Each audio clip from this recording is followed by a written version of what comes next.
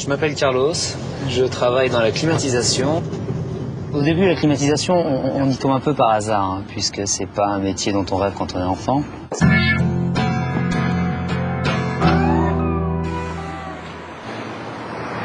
J'ai quitté l'école pour faire un BEP en électrotechnique. J'ai commencé en étant monteur en climatisation, donc j'installais des appareils de clim. C'est assez basique, on a une machine qui fonctionne, on l'installe, on la relie et voilà. C'est un métier dans lequel il faut être assez pointu dans plusieurs domaines, de l'électricité, de l'aérolique, de l'hydraulique, de la mécanique.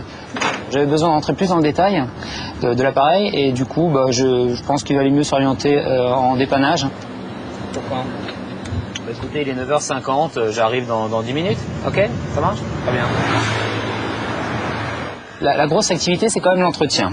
Et là viennent s'insérer tous les dépannages qu'on vous transmet à travers le téléphone. Donc la priorité dans la société dans laquelle je suis, c'est le dépannage. Et vous êtes là, face à la machine, et vous essayez de dépanner.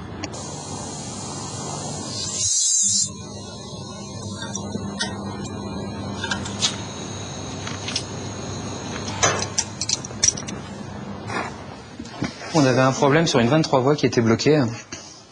À mon avis, elle est en train de gripper, il va peut-être falloir la changer. Le but du jeu, c'est de dépanner un client le plus rapidement possible, ça fait partie du service. On a un contact qui est plus fort avec le client, c'est une richesse.